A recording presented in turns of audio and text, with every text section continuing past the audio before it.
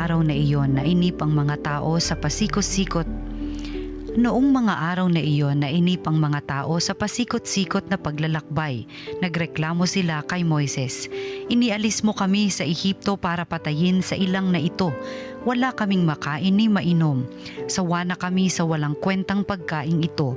Dahil dito, sila'y pinadalhan ng Panginoon ng makamandag na ahas at sino mang matuka nito ay namamatay.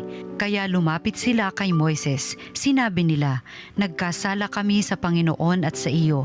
Idalangin mo sa kanyang paalisin ang mga ahas na ito." Dumalangin nga si Moises at ganito ang sagot sa kanya ng Panginoon, "Gumawa ka ng isang ahas na tanso. Ilagay mo iyon sa dulo ng isang kitin at sino mang matuklaw ng ahas na tumingin doon ay hindi mamamatay." Gayon nga ang ginawa ni Moises. Mula noon, lahat ng matuklaw ng ahas ngunit tumingin sa ahas na tanso ay hindi namamatay. Ang salita ng Diyos. Hindi nila malilimot ang dakilang gawa ng Diyos. Kaya ngayon ay makinig sa turo ko, mga anak. Inyong dinggit ulinigin salita kong binibigkas. Itong aking sasabihin ay bagay na talinhaga. Nangyari pa noong una, kaya ito'y mahiwaga. Hindi nila malilimot ang dakilang gawa ng Diyos. Datapwat noong sila'y lilipulin na ng Diyos, nagsisi ang karamihat sa Kanya'y nagbalik loob. Noon nila nagunitang ang sanggalang nila'y ang Diyos, ang kataas-taasang Diyos ay kanilang manunubos. Hindi nila malilimot ang dakilang gawa ng Diyos. Kaya't siya ay pinuri ng papuring hindi tapat, pagkat yaoy pakunwarit balat kayong matatawag.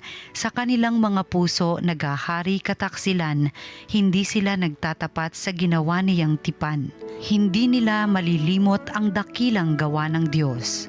Gayunpaman palibhasay Diyos siyang mahabagin, ang masamang gawa nila'y pinatawad niyang tambing. Dahilan sa pag-ibig niya'y hindi sila wawasakin, kung siya may nagagalit ito'y kanyang pinipigil.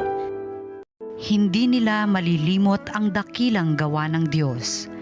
Pagbasa mula sa sulat ni Apostol San Pablo sa mga taga-Filipos.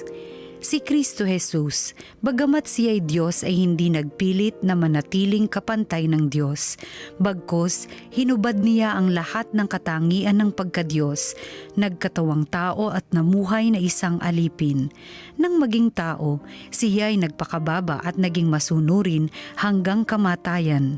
Oo, hanggang kamatayan sa krus. Kaya naman, siya'y itinampok ng Diyos at binigyan ng pangalang higit sa lahat ng pangalan. Anupat ang lahat ng nilalang na nasa langit, nasa lupa, nasa ilalim ng lupa ay maninikluhod at sasamba sa Kanya. At ipapahayag ng lahat na si Hesukristo ang Panginoon sa ikararangal ng Diyos Ama. Ang salita ng Diyos. Salamat sa Diyos. Ang mabuting balita ng Panginoon ayon kay San Juan. Noong panahong iyon, sinabi ni Jesus kay Nicodemo, "Walang umakyat sa langit kundi ang bumaba mula sa langit, ang anak ng tao." At kung paanong itinaas ni Moises ang ahas doon sa ilang, gayon din naman kailangang itaas ang anak ng tao upang ang sinumang sumasampalataya sa kanya ay magkaroon ng buhay na walang hanggan. Gayon na lamang ang pag-ibig ng Diyos sa sanlibutan, kaya ibinigay niya ang kanyang bugtong na anak upang ang sumampalataya sa kanya ay hindi mapahamak, kundi magkaroon ng buhay na walang hanggan. Sapagkat sinugo ng Diyos ang kanyang anak, hindi upang hatulang maparusahan ang sanlibutan, kundi upang iligtas ito sa pamamagitan niya. Ang mabuting balita ng Panginoon. Pinupuri ka namin, Panginoong Hesukristo. Ngayon po ay National Catechetical Day. Pinapaalaala po sa atin ang kahalagahan ng katisismo para po sa pagpapalaganap at pagpapalalim ng pananampalataya. Ang una pong pagpapahayag ng pananampalataya ay tinatawag na kerygma. Dito po ipinapahayag ang pinakabuod ng ating pagiging Kristiyano, ang pagtanggap kay Jesus na siyang anak ng Diyos, na siya ay nagpakasakit, namatay at muling nabuhay. Ipinagkaloob niya sa atin ang Espiritu Santo upang gabayan tayo sa pagsasabuhay ng mga aral ni Jesus. Pagtanggap na natin itong naunang pagpapahayag ng pananampalataya, tsaka nasusunod ang katesismo. Ito po ay ang sistematikong pagpapaliwanag ng ating pananampalataya. Hinihimay-himay na ang pagpapaliwanag ng creed, ng credo, ng Ten Commandments, ng Seven Sacraments, at ganun din po ng Our Father, na dito po tinatalakay kung paano tayo magdasal. Ginagawa po ito ng mga katekista. Ang unang katekista sa mga bata ay ang mga magulang nila. Ibinibigay ito sa mga bata, sa mga kabataan, at sa mga adults.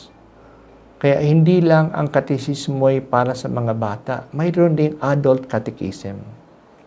Sana po suportahan natin ang gawain ng mga katekista at tayo mismo ay dumalo sa katesismo upang lalo nating ma-appreciate ang ating pananampalataya. Hindi po natin maaring mahalin ang hindi natin alam. Kaya hindi natin maaring mahalin ang ating pagiging Katoliko kung hindi natin alam ang katuruan nito. At maganda po ang katuruan ng ating pananampalataya. Alamin lamang natin ito. Ngayon din po ay kapistahan ng tagumpay ng krus. Feast of the Exaltation of the Cross. Binago ni Jesus ang kahulugan ng krus. Ang krus ay inimbento ng mga Romano bilang paraan ng pagpasakit at nakahihiyang paraan ng pagpatay sa mga bababang uring mga tao, tulad ng mga tulisan, mga dayuhan, at mga rebelde. Kaya kapag sila ipinako sa krus, ito po'y kahiya-hiya, kitang-kita ng lahat. At ito po'y matagal na paghihirap. Maaaring maging 3 araw kang nakapako sa krus bago mamatay. Kaya talagang ito'y inimbento para hiyain, para pahirapan, at para patayin ang mga mababang tao. At si Jesus ay ipinako sa krus. Itinuring siyang salarin. Tinanggap ni Jesus ang krus dahil sa pagmamahal niya sa Diyos Ama at sa pagmamahal niya sa atin. Kahit na wala siyang kasalanan, tinanggap niya ang parusa para sa ating kasalanan. Binayaran niya ang ating pagkakautang. Kaya ang krus ay naging tanda ng pagmamahal ni Jesus sa atin. Iniligtas tayo ni Jesus sa pagtanggap niya ng parusa na para sana sa atin. At nagwagi ang kanyang pagmamahal. Hindi siya nanatiling patay. Hindi siya nanatiling nakapako sa krus. Muli siyang nabuhay. Nalupig na ang kasalanan at ang kamatayan. Kaya tuloy para sa ating mga Kristiyano, ang krus ay naging tanda na ng pag-ibig.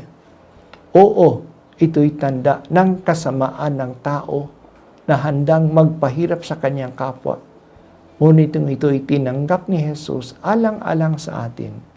Naging tanda ito ng kanyang pagmamahal sa atin. Si Jesus na nakapako sa krus ay mahihintulad sa ahas na tanso na nakabitin sa tikin na narinig natin sa ating unang pagbasa.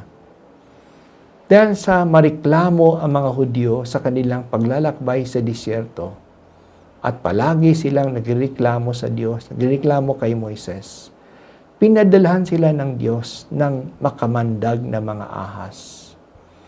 Imagine, pati na ang manna, ang tinapay na galing sa langit, ay inireklamo nila. At dahil sa makamandag na ahas, marami sa kanila ay tinuklaw ng ahas at namatay. Noon lamang sila natauhan. Nagmakaawa sila kay Moises. Inutusan ng Diyos si Moises na gumawa ng isang ahas na tanso at ibitin ito sa isang tikin at itayo ang tikin sa gitna ng kanilang kampamento. Kung sino ang matuklaw na makamandag na ahas at tumingin sa ahas na tanso, hindi siya mamamatay.